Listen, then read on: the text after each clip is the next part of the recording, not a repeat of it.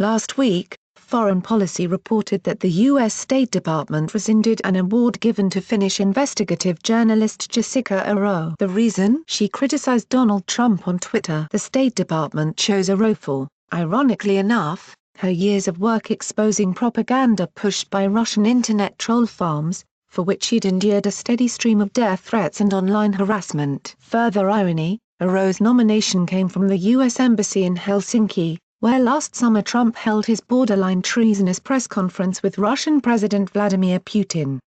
In January, the State Department told Aro she had been named for the International Women of Courage Award, which Secretary of State Mike Pompeo would present to her the next month in Washington, D.C. The State Department then pulled the offer, chalking it up to a regrettable error.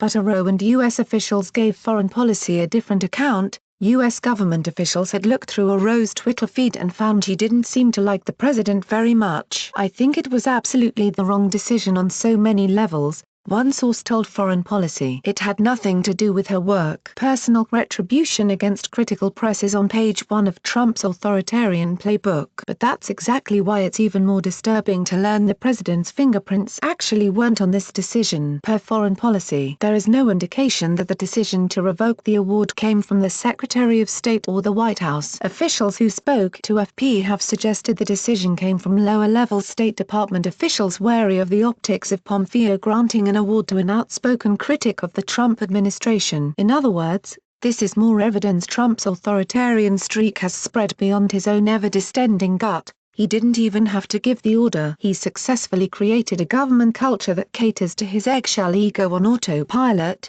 even if it means compromising our most valuable fundamental democratic principles. We shouldn't overlook the pettiness either. The State Department didn't just choose not to give Aro, a relatively unknown Finnish journalist, this award. It took the award back after she won it, simply because the ceremony risked embarrassing the president and might have imperiled his relationship with Pompeo. Now, a stronger president might welcome such an opportunity, because it a. shows he can take a punch, and b. demonstrates support for the vital role the press plays in a democracy, even if that sometimes comes at his expense. But the line-level officials at State calculated, all on their own, without orders from any senior officials, that Trump can't take a punch even this small, and that he has no interest in supporting the press if it dents his self-image. This isn't purely academic. Russia, we know, is one of the most dangerous countries in the world to be a journalist. PolitiFact recently calculated that at least 34 Russian journalists have been killed since the year 2000. For context,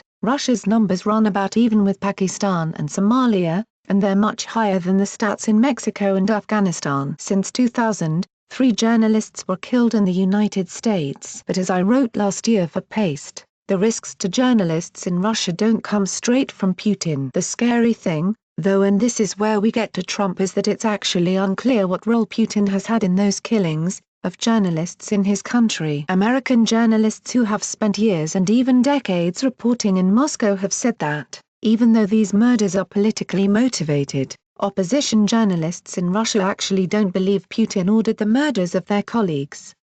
Instead, they hold Putin accountable for creating the culture where it's permissible for journalists to be killed for speaking out. In other words, things are so bad in Russia that Putin doesn't even have to give orders. He rules with a wink, or as we'd say, a dog whistle. Worse, this latest story comes at the same time NBC San Diego reported the Trump administration has created a secret database of activists, journalists, and social media influencers tied to the migrant caravan and in some cases, placed alerts on their passports. Per that report, documents detail an intelligence-gathering effort by the United States and Mexican authorities, targeting more than 50 people including journalists, an attorney, and immigration advocates. Some journalists reported the U.S. government had placed alerts on their passports, which at least 2 photojournalists, as well as an immigration attorney, alleged prevented them from entering Mexico to do their work. The government reportedly carried out the intelligence gathering as part of Operation Secure Line, an effort created to track last December's migrant caravan of asylum seekers as it approached the U.S. border. The list includes 10 journalists, 7 of them U.S. citizens, as well as a U.S. attorney and 48 people from the U.S. and other countries identified as organizers, instigators, or having unknown roles. According to the documents, U.S. border security agencies stopped and interviewed a number of journalists on the list, including U.S. citizens. According to NBC San Diego, minutes after the story dropped, U.S. Customs and Border Patrol, CBP, told NBC News the journalists in the database had been present when sporadic violence broke out at the border wall last November, and they were being tracked because the government wanted to learn more about what started that violence.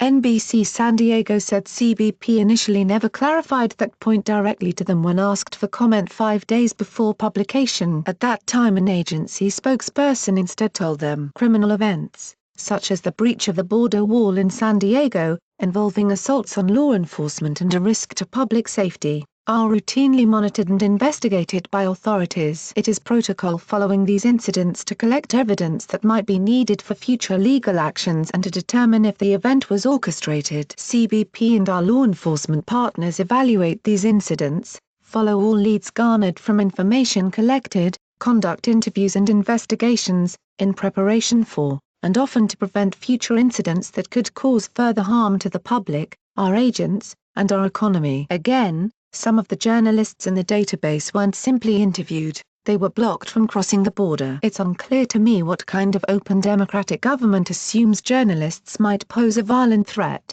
unless that government is deeply paranoid and conscious of its own culpability in violence, be that at the border or elsewhere. As